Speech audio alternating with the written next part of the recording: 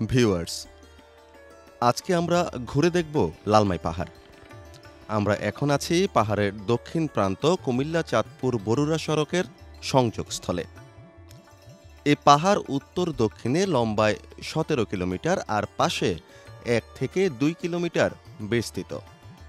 পাহাড়ের উত্তর অংশ ময়নামতি এবং দক্ষিণ অংশ লালমাই নামে পরিচিত। পাহাড়ের দক্ষিণ অংশে আমরা প্রথমেই পেলাম চণ্ডীমুড়া মন্দির। কুমিল্লার স্থানীয় ভাষায় অপেক্ষাকৃত ছোট পাহাড়কে মুড়া বলা হয়। ১৩০০ বছরের পুরনো এ মন্দির পাহাড়ের ১৫০ ফুট উপরে অবস্থিত। পৌঁছতে হলে পেরুতে হয় ১৮০টি সিঁড়ি। এখানে পাশাপাশি রয়েছে দুটি মন্দির। দক্ষিণ পাশে চণ্ডী মন্দির আর উত্তরে রয়েছে শিব মন্দির। ৭ম শতাব্দীতে বৌদ্ধ রাজা দেবখর্গের স্ত্রী রানী প্রভাবতী মন্দির দুটি নির্মাণ করেন। হিন্দু সম্প্রদায়ের কাছে এটি একটি তীর্থস্থান। যদিও রাজা দেবখর্গ বৌদ্ধ ছিলেন, কিন্তু রানী প্রভাবতী ছিলেন হিন্দু। চণ্ডীমুড়া দেখা শেষে আবার যাত্রা শুরু হলো। একটু পথ যেতেই পড়ল চণ্ডীমুড়া বাজার। বাজার থেকে মোড় ঘুরে গাড়ি চলল সোজা উত্তর দিকে। শুরু হলো পাহাড় দেখার নতুন রোমাঞ্চ। লালমাই পাহাড় গড়ে ওঠে প্লাইস্টোসিন যুগে, প্রায় ২৫ লাখ বছর আগে। কোথাও পাহাড়ের মাথা জুড়ে সবুজ, কোথাও নেড়া। লাল মাটির কারণেই এর নাম হয়েছে লালমাই পাহাড়।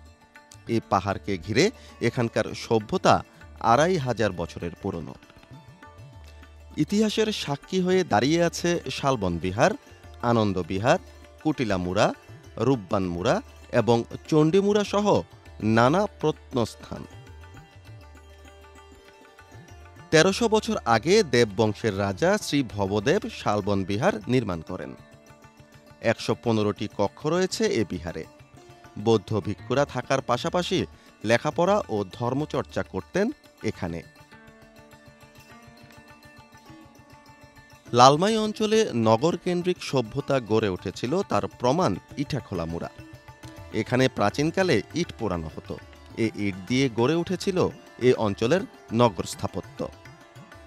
এ অঞ্চলের স্থাপত্য নিদর্শন পর্যালোচনা করলে দেখা যায় বেশিরভাগই নির্মিত হয়েছিল ১৩০০ বছর আগে বা ৭ম শতাব্দীর দিকে। তেমনি আরেকটি নিদর্শন কুটিলা মুড়া। এখানে রয়েছে বৌদ্ধ ধর্মের নানা নিদর্শন।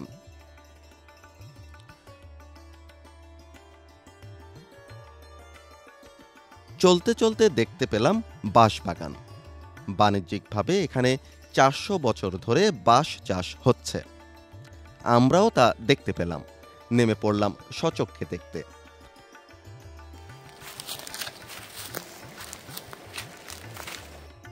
পায়ের নিচে বাঁশপাতার মচর মচর শব্দ শুনতে ভালোই লাগে। যতদূর চোখ যায় বাঁশঝাড়, নানা জাতের বাঁশ। স্থানীয়রা বলেন এখানে বছরে ৫০ লাখ টাকার বাঁশ উৎপাদন হয়।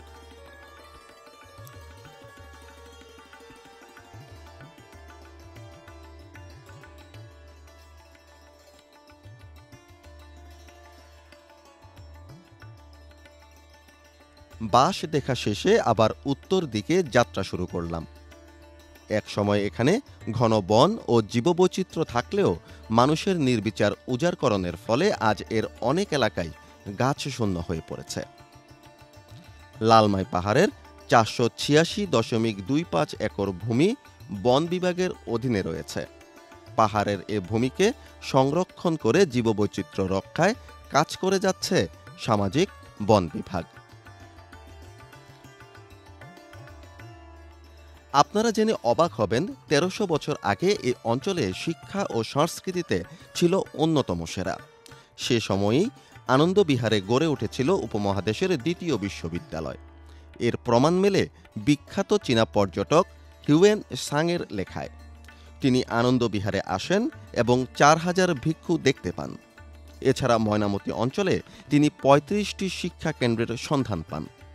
যার কারণে তিনি কুমিল্লাবাসীকে প্রবল শিক্ষানুরাগী বলে আখ্যায়িত করেন। ভারতের নালন্দার পরেই লালমাই ময়নামতি অঞ্চলই ছিল এশিয়ার বৃহত্তম শিক্ষাকেন্দ্র। বর্তমান সময়ে এখানে স্থাপিত হয়েছে কুমিল্লা বিশ্ববিদ্যালয়। আমরা দেখতে পাচ্ছি কুমিল্লা বিশ্ববিদ্যালয়ের বর্ধিত অংশের কাজ চলছে।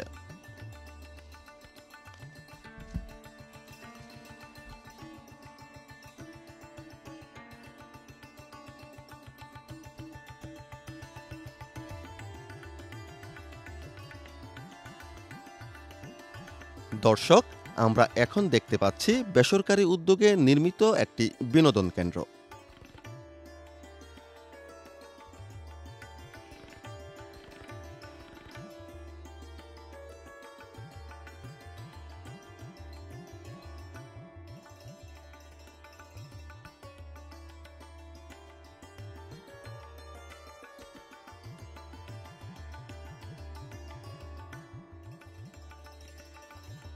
দর্শক, আমরা বলতে বলতে চলে এসেছি কুমিল্লা বিশ্ববিদ্যালয়ে। 2006 সালের 28 মে 7টি বিভাগ নিয়ে যাত্রা শুরু করে কুমিল্লা বিশ্ববিদ্যালয়। বর্তমানে এখানে 6টি অনুষদের 19টি বিভাগে শিক্ষাদান কার্যক্রম চলছে। আসুন আমরা আপনাদের কুমিল্লা বিশ্ববিদ্যালয় ঘুরিয়ে দেখাই।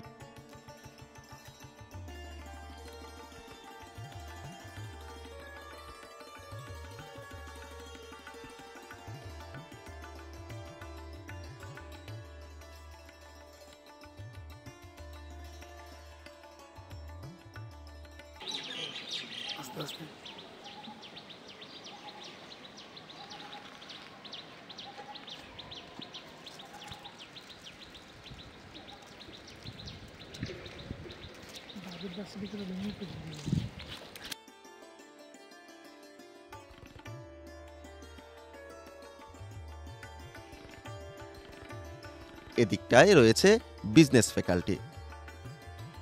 একটু সামনে এগুলে কলা ও মানবিক এবং সামাজিক বিজ্ঞান অনুষদের ভবন।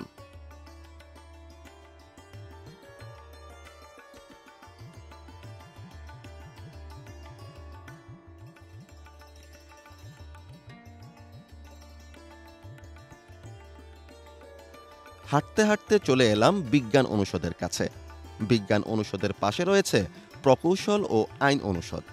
তারপর আমরা কিছুক্ষণ কুমিল্লা বিশ্ববিদ্যালয়ের আশপাশের পাহাড়ের সৌন্দর্য উপভোগ করলাম।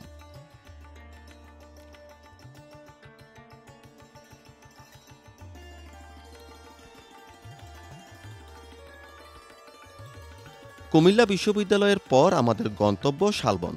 শালবনে যাবার পথে আমরা দেখলাম ময়নামতি জাদুঘর আর শালবন বিহার, কিন্তু আজ আমরা এ দুটি স্থান নিয়ে কিছু দেখাচ্ছি না।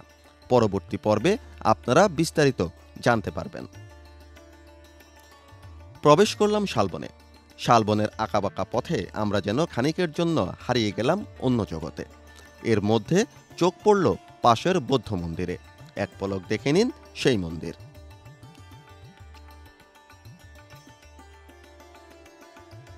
শালবন পেরিয়ে আমরা গেলাম সালমানপুরের ত্রিপুরাপল্লীতে। এক সময় কুমিল্লার লালমাই ও ময়নামতি এলাকা ছিল ত্রিপুরা অধ্যুষিত। সরেজমিনে ঘুরে জানা যায় এখানে 4টি ত্রিপুরা পল্লী রয়েছে। 4 পল্লীতে প্রায় শতাধিক পরিবারের 500 মানুষের বসবাস।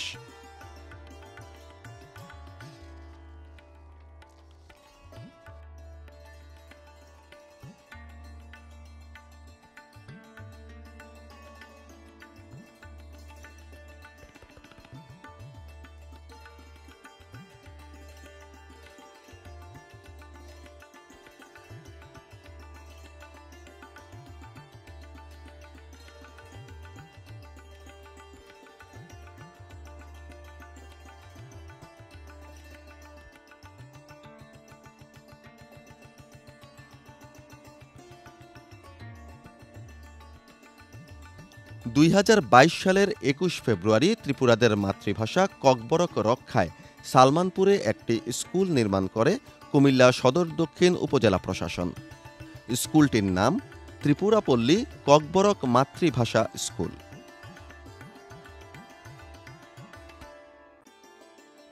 ভিউয়ার্স, লালমাই অঞ্চলের প্রত্নতাত্ত্বিক ও ঐতিহাসিক গুরুত্ব শত শত বছর ধরে রয়েছে। এর প্রত্নতাত্ত্বিক এবং ঐতিহাসিক সমৃদ্ধি এটাই নিশ্চিত করে এই এলাকার সভ্যতা অনেক পুরনো। বাংলাদেশ সহ পৃথিবীর বিভিন্ন প্রান্তের মানুষ এ পুরনো সভ্যতা সম্পর্কে জানতে এখানে আসতেই পারে। এই এলাকায় পর্যটন শিল্প গড়ে ওঠার সম্ভাবনা রয়েছে। এজন্য প্রয়োজন নিরাপত্তা, অভ্যন্তরীণ যোগাযোগ সহ প্রয়োজনীয় অবকাঠামো নির্মাণ। আজকে এখানেই সমাপ্তি। দর্শক, কুমিল্লাকে নিয়ে তথ্যভিত্তিক কন্টেন্ট দেখতে আমাদের ফেসবুক ও ইউটিউবে যুক্ত থাকুন। আপনারা চাইলে আমাদের অন্যান্য কন্টেন্টগুলো সেখানে দেখতে পারেন। লাইক, কমেন্ট, শেয়ার দিয়ে আমাদের সাথেই থাকুন।